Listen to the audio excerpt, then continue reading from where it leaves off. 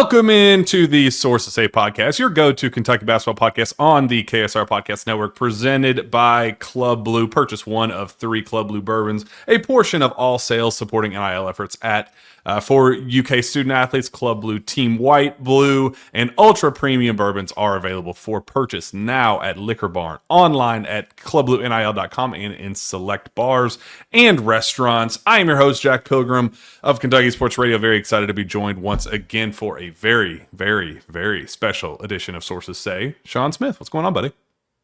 I am fantastic, Jack Pilgrim. How are you doing?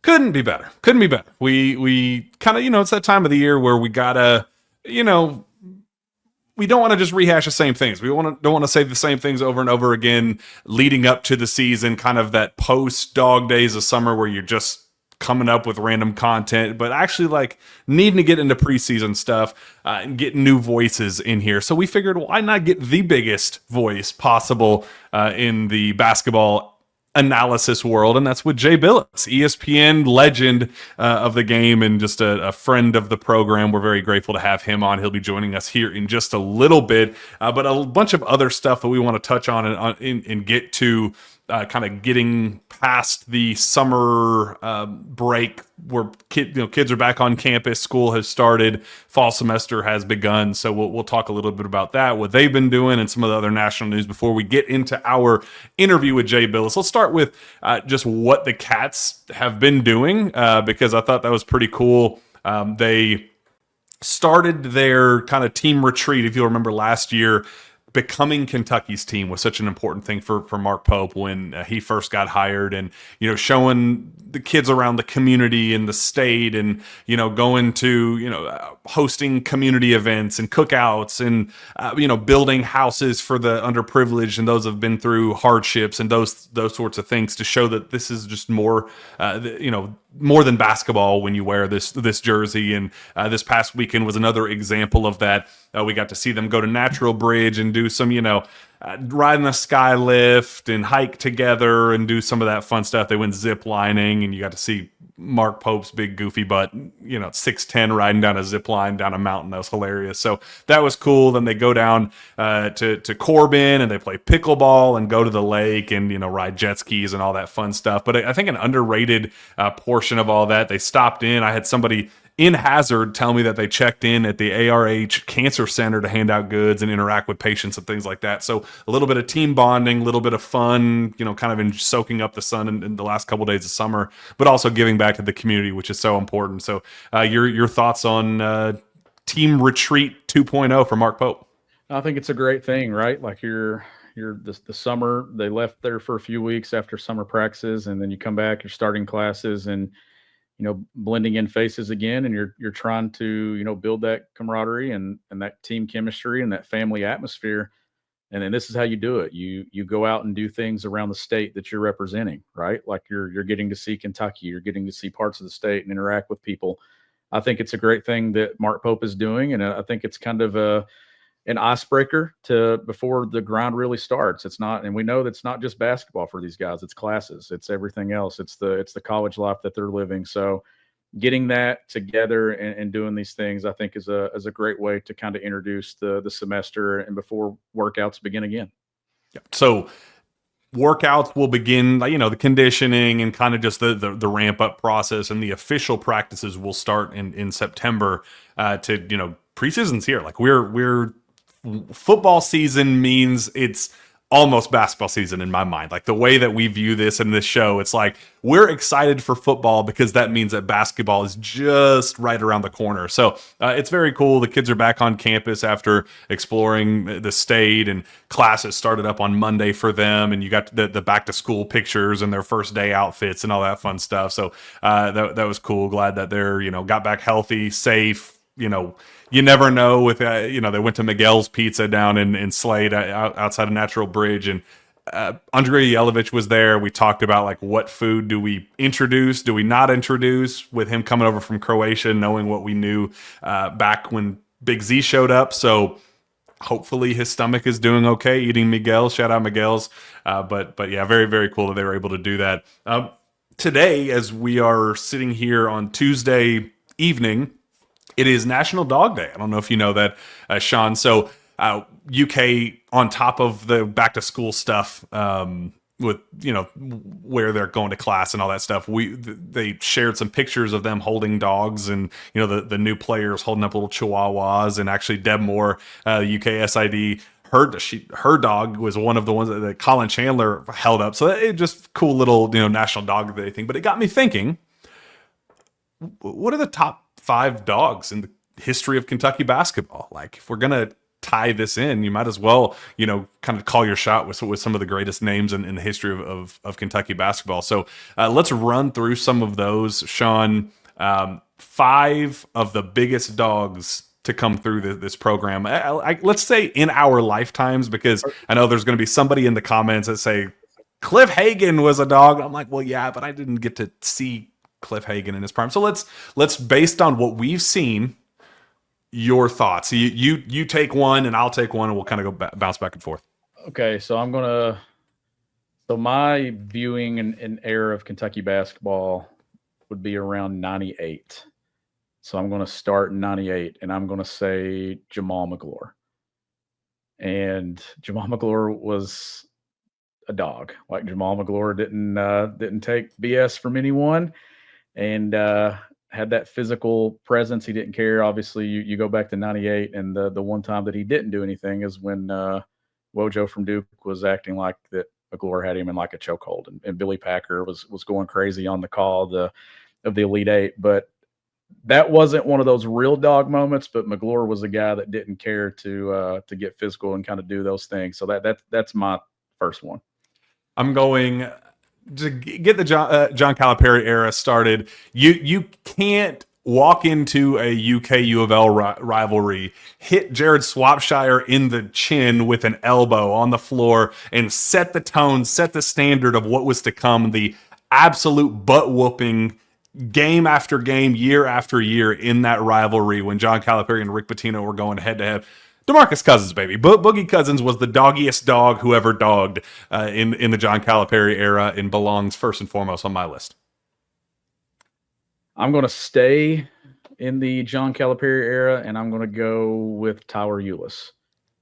The blood dripping down the face against Louisville, the ability to be SEC Player of the Year, you're talking SEC Defensive Player of the Year, just a guy that never let his size dictate the way he played the game.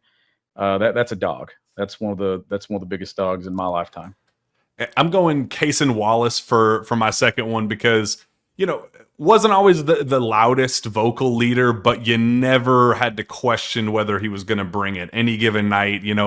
His year should have gone better, and it had nothing to do with Cason as a player. He was just, incredible talent, two-way talent. Kind of had that like safety in football kind of approach, where he just had that nose for the basketball and was ready to just wreak havoc on both ends of the floor, and jump the passing lanes. It was just on ball freak of nature, and never was a super loud kind of yappy dog, but kind of one of those like, hey, if you mess with me, I'm going to rip your face off. And that's what I very much appreciated him. So we're going Cason Wallace for my second one. And from here, I mean, you can go a lot of different ways, but I think that 2012 team was just so good that you got to find somebody off of it, and MKG would be my guy, just because college basketball's version of Michael Kidd-Gilchrist was special. Like, that was tough. Like, he played the game with a motor and intensity from beginning to end. Just had a toughness about him at Kentucky that I think brings out that dog mentality. I think that's 5, but I'll throw an honorable mention in there. And didn't ever put up the stats, didn't have the numbers to ever justify like, hey, he's the most productive guy in the world. But Lance Ware, like, there was a time and place for that guy where you knew that he was going to be the enforcer. And if Kentucky needed hey, we need a really tough foul right now. We need you to get up in a opponent's face and clap and have that crazy eye, like, hey, I'll kill you. You just know that I'll end your life if you really look at me the wrong way. So I liked that Lance Ware, even though he wasn't a star for Kentucky, he was a star in his role and therefore belongs on any type of dog list that we talk about with Kentucky basketball. But I think that I like that top 5, and then very nice honorable mention being Lance Ware. So, and there's probably a lot that, in the comments, so there's going to be a name or two that somebody's going to throw in there that we've probably been like, yeah, you're right, they probably should be in there. But I think that's a solid 5 or 6 right there. And we're just going out of our lifetime. So somebody else's opinion is going to be different. If you watched in the 70s and 80s, you're going to have a few. Yeah, I totally agree. We'll keep rolling through these topics before we jump into Jay Bilas. Todd Golden kind of made headlines. He had a conversation with John Rothstein talking about Denzel Aberdeen. And, Rothstein just threw out kind of a softball of, hey, Denzel Aberdeen, 6-man super sub on your national championship team. You're going to have to play him twice this season when Kentucky comes to town, and when you guys head to Lexington, what's that going to be like and all that. And Todd didn't say anything wrong. And I don't think Denzel Aberdeen did anything wrong on his end, but kind of just in a transparent way talked about just the nature of the business in today's era of college basketball with the portal and NIL and those sorts of things, where you can be a super sub of a national championship team, go to the negotiation, table with your school, go south in a hurry and say, all right, I'm going to go find somebody that gives me the value that I believe I'm worth. And Kentucky was willing to give him that. And it was just kind of it's just kind of such a taboo topic talking about it publicly, but I kind of appreciated the transparency that Todd Golden had. We've heard from Denzel Aberdeen's side. In fact, I believe his dad, in a conversation with KSR Plus, said, we really wanted to stay here at Florida, but negotiations went south a little bit, but didn't want to go into any further detail from there. But then this time, Todd Golden said, it's going to be different. I think Denzel is a great young man. We're grateful for his time he spent in this program, yada, yada, yada. He took advantage of the new world of college basketball and free agency. He had a program like Kentucky that was able to come in here and take advantage, give him an opportunity, both from a basketball standpoint and financially, that was probably a little too good for him to turn down. Your thoughts on those comments? I mean, anytime you lose a guy like Denzel Aberdeen, that was a massive piece to winning a national championship at Florida, was one of those guys that understood his identity and what he was, Jack. And I get it. Like, he wasn't the top 1 or 2 perimeter player on their team last year, but he was a very important piece for why Florida captured what they did. So when you lose that guy to not only just another school, but a school that you're now going to have to go up against this year and compete for an SEC title and defend your national championship, I think what it does is it just goes to show you the value that Todd Golden had for that guy on his roster, that Mark Pope now gets to benefit from Aberdeen. So I don't have anything wrong with what he said, honestly. And if Kentucky loses a guy to an SEC team, an SEC caliber team that's good enough to win a title and win a league title, I would assume that Mark Pope would feel a certain way about it too. Like, I think when you look at it that way, like, there was nothing really wrong said, but also kind of one of those things that when something is said, you're like, man, that guy was a pretty important piece, and it's obvious that you didn't want to lose him. And the way I view it is like, neither side is wrong for, Denzel Aberdeen. Like, I'm not going to sit here and like have Kentucky look like the bad guy. Oh, you overpaid for a 6-man, and you're getting called out for overpaying for a 6-man. It's like, Kentucky had the money. Whatever the final official number is of what the payroll is for this roster, it's high. Kentucky has an expensive roster, and they're proud of that. Like, they had the money to go for Mark Pope was told, hey, whatever you need financially to go get a championship contending roster, we'll give it to you. So because he overpaid for who Kentucky, Kentucky, he's going to be the 3rd, 4th, 5th man on Kentucky's roster, whatever that is. If it costs, just say $2 million, whatever you want to say, to go get that guy, and we have it, I'm not going to fault Mark Pope for doing that. Like, it's a good thing. It's like the Yankees. Like, oh no, the Yankees,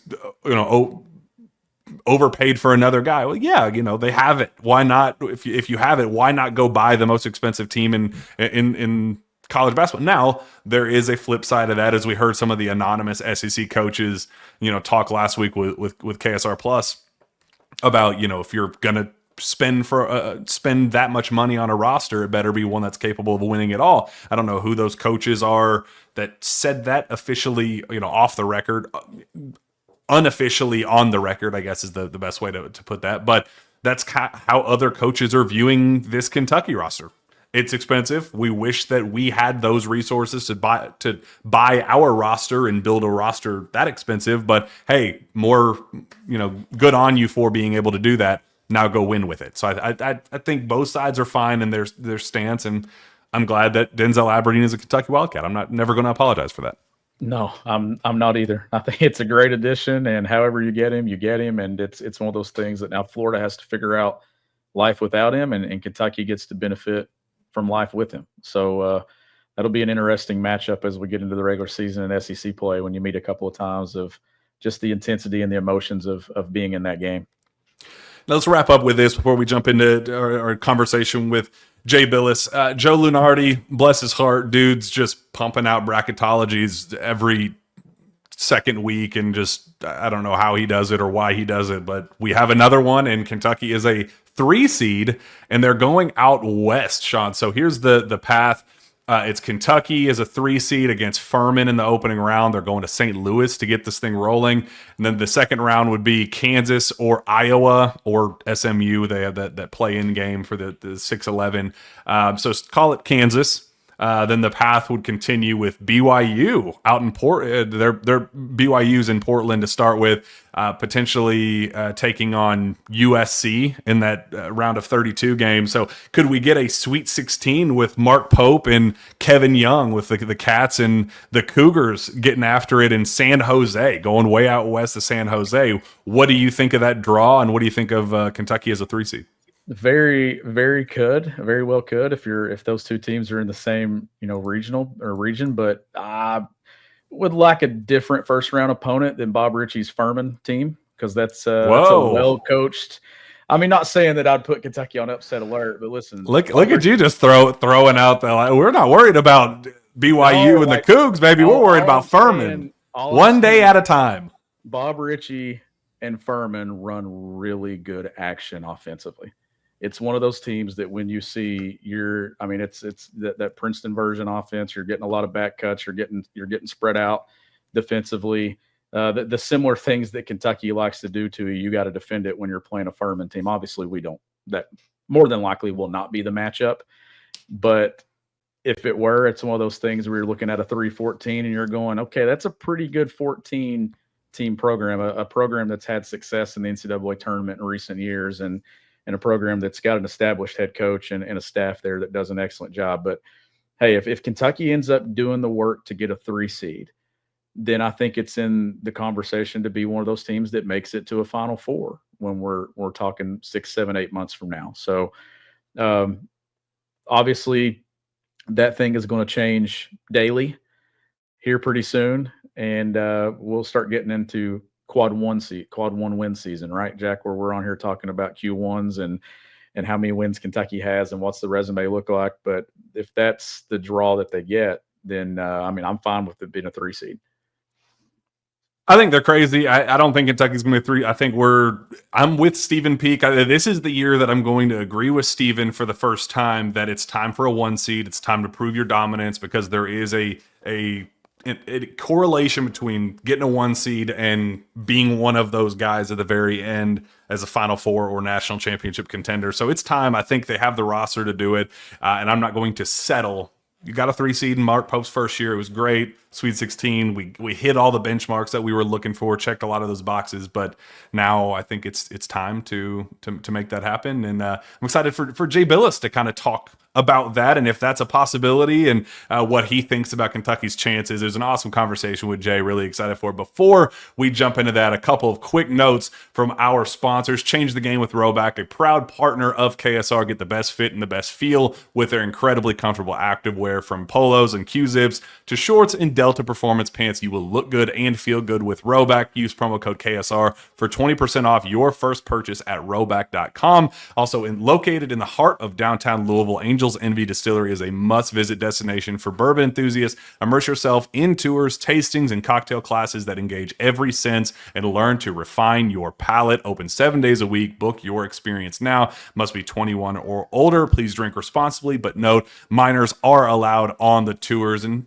on that note, don't miss your chance to be featured alongside the excitement of basketball season. Let us promote your brand. Reach us at advertise@on3.com. For Jack Pilgrim, for Shawn Smith, we're going to get the heck out of here and let Jay Bilas wrap you up today on this beautiful Tuesday evening. We're very appreciative for each and every one of you, and obviously grateful for Jay Bilas for jumping on with us. It was an absolute blast, and now you guys can enjoy it all for yourself. We'll see you on the other side. Go Cats.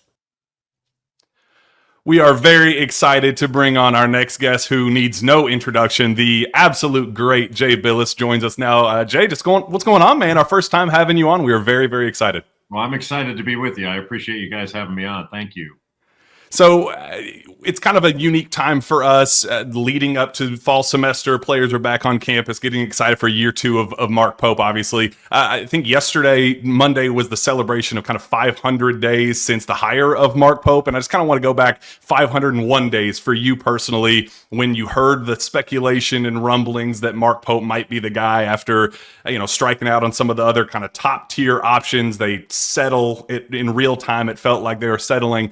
Just your reaction in real time about just the kind of backlash Pope was getting, if you thought he was fit for the job, and just kind of where you are 500 days later.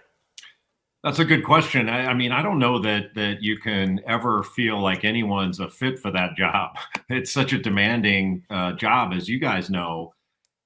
So there's so many great candidates for a job like Kentucky, but Mark was a home run. And I think 501 days ago, like most people, I didn't know what to expect other than it was going to be a positive environment and really good offense because Mark's one of the best offensive coaches in the game. And I didn't know what to expect from the roster. I had seen all the players that he had brought in, but you didn't know how they were going to fit together. And I honestly didn't really understand the depth of sort of the analytics they did with regard to each player. And, whether it's Almanor, who maybe wasn't at the top of everyone's list, but because he was such a good cutter and could make corner threes and move without the ball so well, Mark and his staff thought that would be a great fit for that team. And it turned out to be just that. But, I spent a lot of time in Lexington I don't know how many Kentucky games I did on the year, but it was a lot. And I probably gained 10 pounds from Rep Arena ice cream. But it was one of the things that I enjoyed most about watching Mark and his staff was just the positive environment. And I was just at a clinic recently, and he was talking about this. Like, if you want to reduce turnovers, Mark and his staff aren't the type that are going to say, "Don't turn the ball over."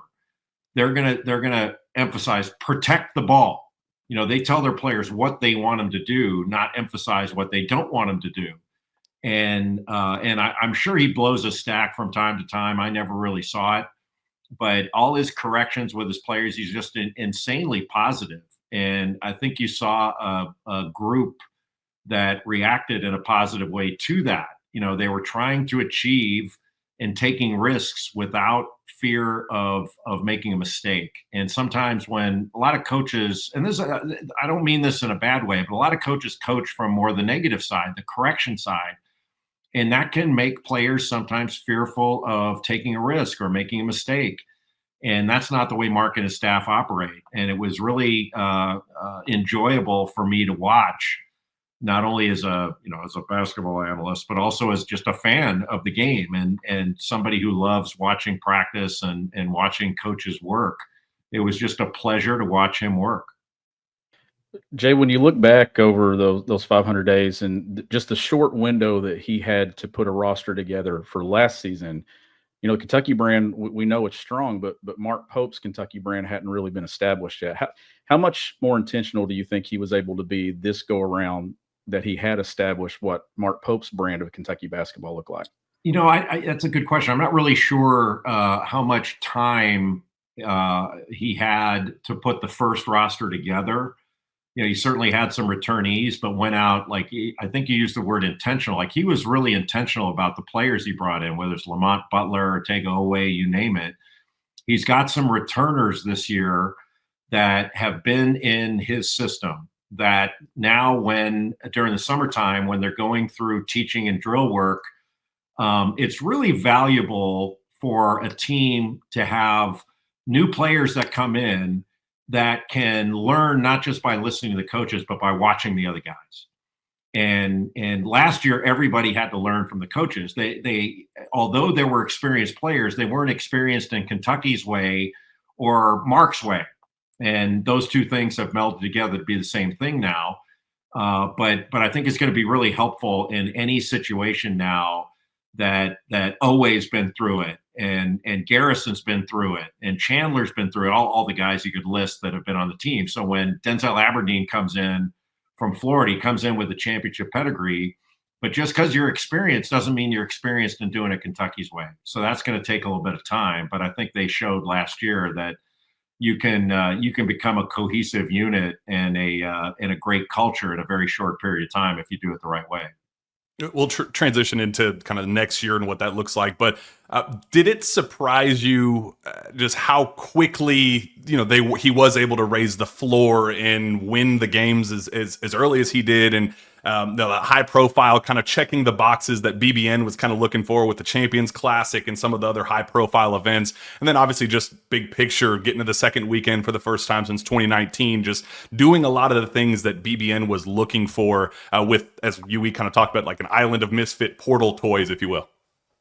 Yeah, I mean, I don't know that I'd use the word surprised. I don't mean to sort of pick at words here, but I was impressed. And I was at that I called that Duke Kentucky game, and just sort of the resilience they showed and the togetherness in a very short period of time.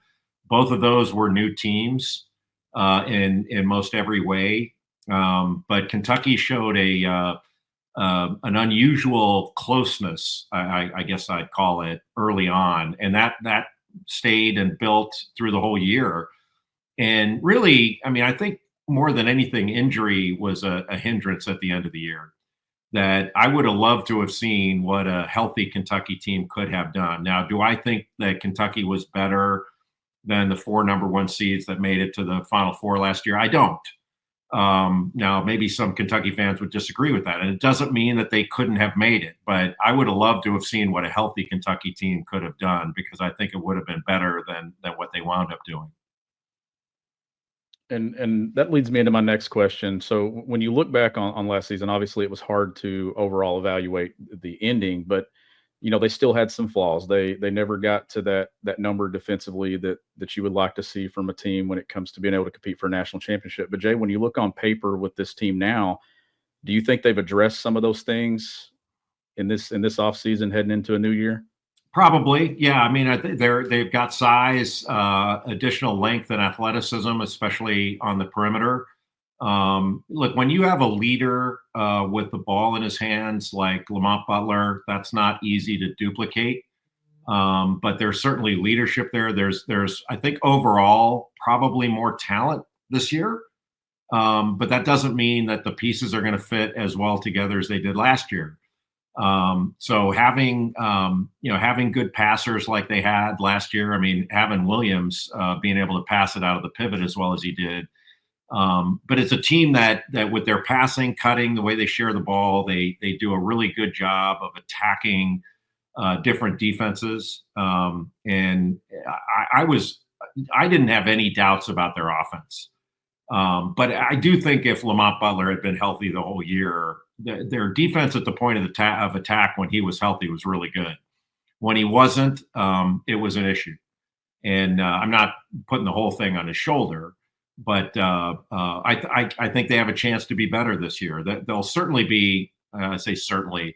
Who knows right now? It's so early, but I would anticipate they have a legitimate chance to be better this year than last year. Pope always talks about the importance of retention and just kind of growing from within, developing from within, and with his system, how complex things are, and having guys that can kind of be the messenger coming back and be the middleman of, hey, here is what Pope is trying to teach you right now. How much does it help having obviously Otega Oweh as the headliner, but a Brandon Garrison, a Trent Noah, Colin Chandler to be that middleman for some of the new faces, and just how much do you think those four returners can grow from within and be what kind of Pope needs them to be this upcoming season? I think it's really important. Now, part of that might be my age. I came up in an era where everybody stayed because they had to. They didn't have a choice. There wasn't the money that was pulling players into the NBA, and there was no transfer portal back then. But I do think, and it's kind of a leadership by example thing. I don't necessarily subscribe to that theory that you always want leaders by example. You want vocal leaders as well, and that's the best thing to have. But when I say leading by example, going back to what we talked about before, sort of the idea of in practice, in film sessions. The way you conduct yourself all the time, having players see that of players who have been through it before and know how this is how the coaching staff wants it. This is how we do things. It doesn't necessarily need to be a, hey, grabbing somebody the shirt. This is how we do things here. But, you tend, like, I think doing things the right way and seeing it is contagious. And I think having Otega Oweh there who's been through it, is really vital. And obviously of the players you mentioned, he's not the only one, but he's sort of the headliner. I agree. And maybe not guys that have played in this Kentucky program, but I know we've talked a lot over the last few months about Denzel Aberdeen, Mo Diabate, two guys that have been to Final Fours, won a national championship. Jay, they were ingrained in roles at their previous programs. Does that make the transition to Kentucky easier? That they've played some of those roles for great teams, or do you maybe expect one or two of those guys to take a jump and maybe do more at Kentucky than what they were able to do at their previous stop? Well, that's a great question. I mean, I think it kind of depends on the person. So some players are in a role because that's all they can do. I don't think that's true of Aberdeen or you name it. Like there are a bunch of players that Kentucky had last year. And brought in that played roles where they were that are capable of more. Like the way I look at it is your role is what your team is asking you to do in order to win. It's not your ceiling. It's not necessarily who you are. And your role can change at the drop of a hat. It can change within a game with foul trouble. It can change with an injury, whatever. And it's certainly, I think the more traditional way of thinking about it is it changes from year to year. But you have the opportunity to break out of those roles. But I think there are a number of players, whether it's Aberdeen or Diabate, that are capable of more. So in a different dynamic where they have the opportunity to do more, you see if they can do it when the lights are on. And I think both of them can. Like Aberdeen's kind of a Swiss Army knife of a player. He was probably, you'd probably call him last year Florida's fourth guard. But he wouldn't be the fourth guard on a lot of teams, and he's not going to be the fourth guard on this one. And Diabate, if I remember right, he had a great game at Rupp last year and made some unbelievable plays in that game. And he's certainly capable of more. He's stretched his shooting range out, and he's capable of knocking down open threes. And when that ball is long or loose, man, that dude goes after it, and he can really guard. So he's going to raise the level. I think both those guys, with how hard they play, their attitude, and the fact that they've been in that position of being a role player on outstanding teams is nothing but helpful.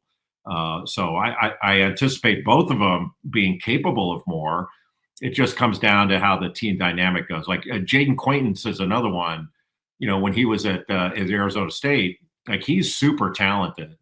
And he's capable of way more than he accomplished in his first year. And I think with with the way Mark plays, he's going to have an opportunity to become so much more effective on the offensive end, because rebounding, blocking shots, deflections, I mean, his arms go forever. He's like Inspector Gadget out there.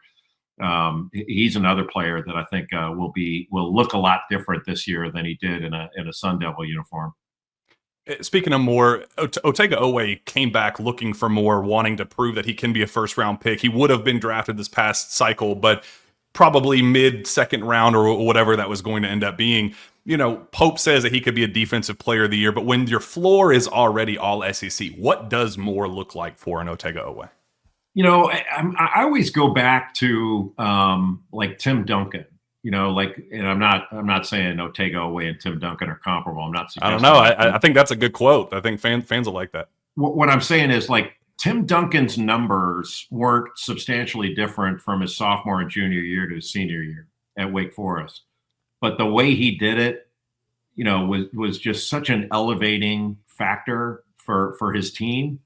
And I think it's going to be similar for Otega Owe. Like, you know, for him to be a first-round pick or thinking beyond Kentucky, it's not like he has to go out and average 24 a game next year. I think it's just being more efficient and impacting the game more on both ends of the floor, which he's fully capable of doing.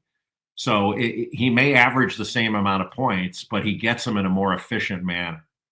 And you'll be wowed by, you know, 16 and 6 or something like that, whatever he winds up with, and he can pass it.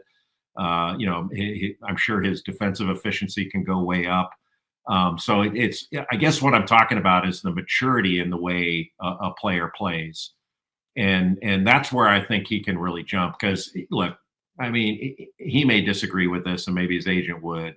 But I don't think any NBA team is going to be looking at Otega Owe saying, okay, he's going to come in here and right away we're going to bank on him being an NBA All-Star and an All-NBA player. Most players like Otega are going into the league to help a team win. And if they can do that, they'll have a long career. And he's capable of having a long NBA career because he can impact the game on both ends. Jay, when we're talking about this upcoming season and things, when you look at them on paper, it's hard to really kind of pinpoint maybe a weakness now because we've not got to see them together. But is there one that maybe you're looking at that could hold Kentucky back? I don't know about hold them back. It's just a question of how high their ceiling can be. And so I tend to look at it on leadership with the ball in your hands. And, you know, it's not like Kentucky has a pounded in the floor point guard where the ball's in his hands all the time. That's not the way they play. But having someone that can run the team and sort of, I think, be at the point of attack on head of the spear on defense. You know, they had that last year when Lamont Butler was healthy. And I think, you know, Butler made a huge jump at Kentucky. Like, wasn't a great finisher around the basket when he got to Kentucky. Wasn't a great shooter, a consistent shooter. Became both of those things. You knew that, you know, his leadership, his defense, all that stuff were at the highest level because he'd been a Final Four point guard at San Diego State. But I thought really elevated his game. And honestly, part of that is the stage.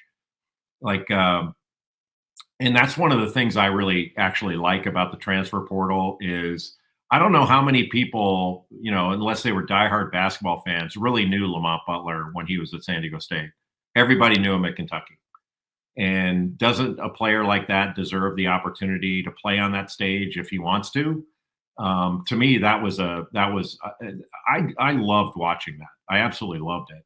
But to get back to your question, like the true answer is I don't know. And like last year going into November, I had no idea how good Kentucky was going to be. Like I really liked some of the pieces, but I didn't have an understanding until I sat down with Mark and Mark Fox and some of the assistants over how they put the roster together and how intentional it was. You know, we took Amari Williams because of this. We took this guy because of this. You know, we really wanted this. And it was so specific and analytics driven. That wasn't the only thing they looked at, but the analytics played a big role in it. And I think the intelligent use of analytics really showed in how that roster was put together and how it meshed together throughout the course of the season. You talk about the importance of just the point guard position and what Lamont was. Bringing in a guy like Jalen Lowe, who was an all ACC guy, weak league, but among the best with not a lot of talent around him. And so the shot efficiency was pretty poor, but did a lot of explosive, fun, kind of entertaining things. How does Jalen Lowe become Lamont Butler in the sense of the best version of Lamont's abilities we got to see in Lexington? How does Kentucky get the best version of Jalen Lowe next season? Well, as you know, Jalen Lowe is a really good passer. Like if I remember right, and I don't have numbers in front of me, but he averaged over 5 assists a game, and he's a really good guard rebounder. He'll stick his nose in there and fight. And man, he had a ton of great games last year, and his overall numbers were very, very good. But being more consistent, which he can do, but he's already a high level player. And you put him in that system with other really good players, and he's got a chance to blossom. So he would be the guy I would imagine. And again, you haven't seen him on the floor. I'm not in their practices during the summer to be able to see, well, how's this going to mesh together? But I would think that he's going to be a primary guy in the leadership with the ball in his hands role. And he's going to be relied upon quite a bit, but he's a very talented player. And, when Jeff Capel did a great job with him at Pitt, they were I thought a tournament team, and I think very highly of Jeff as a coach, and Mark similarly. But I think people are going to realize pretty quickly he's got some special ability. And having that extra spotlight or that brighter spotlight at Kentucky is a lot of people are going to see it when maybe they didn't see it as much when he was at Pittsburgh. And Jay, I can get you out of here with this one. Again, appreciate your time. It's championship or bust in Lexington every single year, no matter what. Can we look at this roster, what we saw last year, the returning talent, the portal additions, the high school additions, international additions, and view this team as one of the guys, one of the teams that at the very end of the season can hang up a banner inside Rupp Arena, which is the ultimate assignment, as Mark Pope has so eloquently put? Yeah, I mean, I get the championship or bust thing, and I know that's the ultimate destination for the Kentucky players, the program, and certainly the fans. But even though if that's the ultimate destination, Kentucky didn't reach it last year. I can't imagine that if you gave everybody truth serum in Big Blue Nation that they didn't love last season. And it was a joyful year and so much fun to watch and be a part of. And to me, like, that's sort of the measure is they're going to be competitive. They were in the best league. I think it's going to be the best league again. Will it be head and shoulders above everybody else like it was last year? We'll see. But I don't see it taking a step back. It's just whether the rest of the country can take a step up and compete on that level. But if they stay healthy and mature the way last year's team did, this team's got the talent to make some noise. Now, do you put them up right away with Houston or Duke or Purdue or whatever?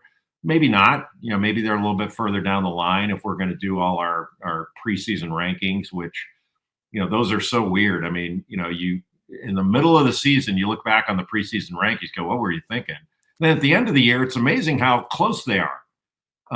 It's kind of a bizarre, obviously mistakes are made because you don't really know. But the preseason rankings are for fun and interest and all that stuff.